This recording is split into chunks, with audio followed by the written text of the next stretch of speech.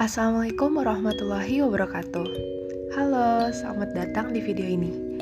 Perkenalkan, nama saya Berliani Putri Zanuar. Program Studi Pendidikan Agama Islam UIN Profesor Kiai Haji Saifuddin Zuhri Purwokerto.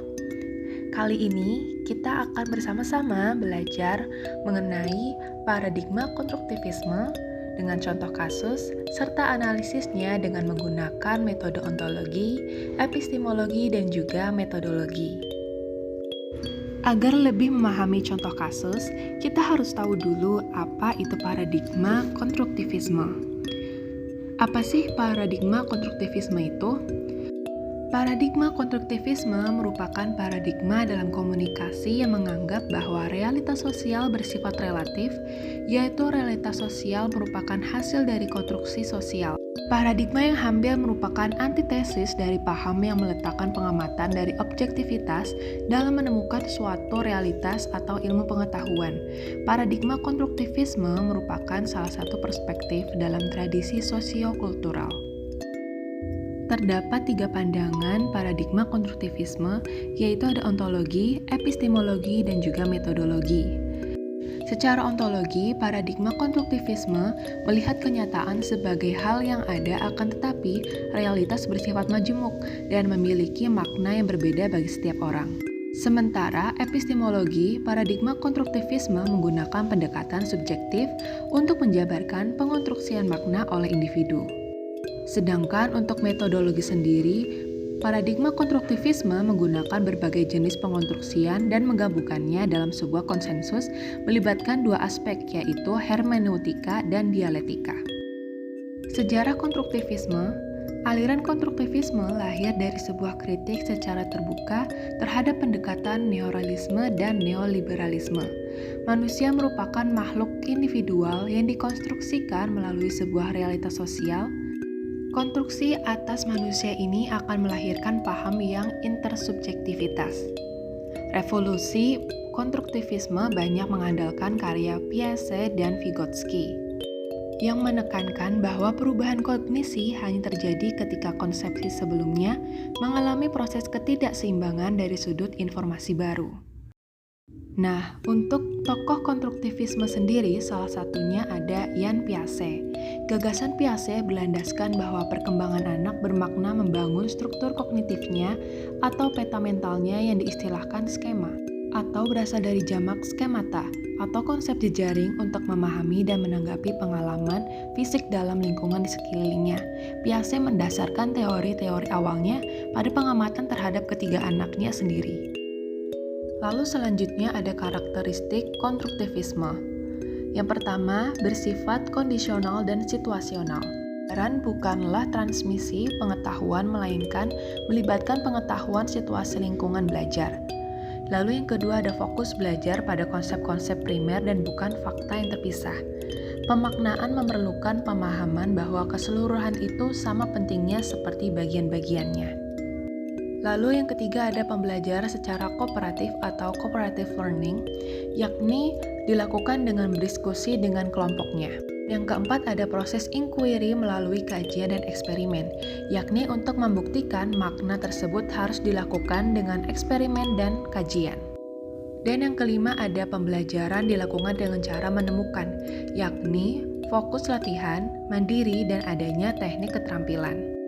Dan yang terakhir, karakteristiknya konstruktivisme yakni pembelajaran lewat pengaruh karakter.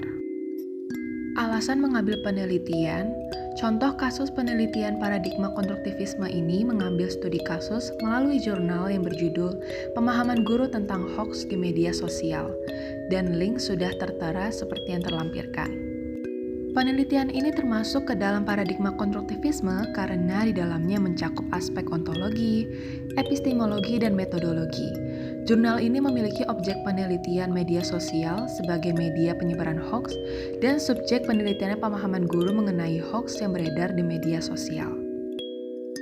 Ontologi jurnal ini membahas mengenai penyebaran informasi bohong yang banyak dimuat di media sosial. Di dalam jurnal ini disebutkan informasi bohong atau hoax ini ada 2 macam jenisnya. Di antaranya ada misinformasi dan disinformasi. Misinformasi adalah informasi yang tidak benar, namun orang menyebarkannya itu percaya informasi benar, tapi tidak bermaksud untuk merugikan orang lain. Sedangkan disinformasi adalah informasi yang tidak benar dan orang yang menyebarkannya mengetahui bahwa informasi itu memang tidak benar dan informasi tersebut bohong dan dengan sengaja disebarluaskan untuk tujuan menipu, mengancam, dan merugikan atau membahayakan pihak lain. Secara epistemologi, dalam jurnal ini, peneliti menjelaskan guru sebagai subjek penelitian, pada dasarnya mereka sudah cukup memahami hoax, mengerti dalam membedakan mana informasi palsu dan informasi asli, dengan cara menelusur website-website yang terverifikasi kebenaran beritanya, seperti website resmi pemerintah. Selain itu, misinformasi dan disinformasi juga berkaitan dengan hoax di mana guru memaparkan definisi mereka masing-masing. Guru-guru mendapatkan ilmu pengetahuan baru dari istilah-istilah yang ada di dalam hoax, yaitu misinformasi dan disinformasi. Maka dari itu guru dapat memahami hoax lebih mendalam. Dan untuk metodologi sendiri, metode yang digunakan peneliti adalah metode kualitatif. Metode kualitatif sendiri merupakan metode yang diperuntukkan meneliti suatu objek alamiah atau eksperimen, di mana peneliti berperan sebagai instrumen kunci hasil penelitian kualitatif yang bersifat generalisasi. Metode kualitatif sendiri digunakan dengan cara observasi atau pengamatan langsung, melakukan wawancara dan studi dokumentasi, yakni tulisan peristiwa yang sudah ada sebelumnya, yang berupa tulisan, gambar, atau karya monumental seseorang. Nah, kesimpulannya, paradigma konstruktivisme merupakan paradigma yang memandang realitas kehidupan sosial bukanlah realitas yang natural, menyatakan setiap individu secara berkala menciptakan struktur sosial melalui aksi dan interaksi mereka menurut Richard dan Lynn. Dan sementara studi kasus tersebut juga merupakan contoh paradigma konstruktivisme. Metode kualitatif yang digunakan pada studi kasus tersebut diaplikasikan dengan melakukan observasi, melakukan wawancara, dan dengan studi dokumentasi. Dan data yang diperoleh bersifat informasi, dokumentasi, dan tidak berupa angka-angka.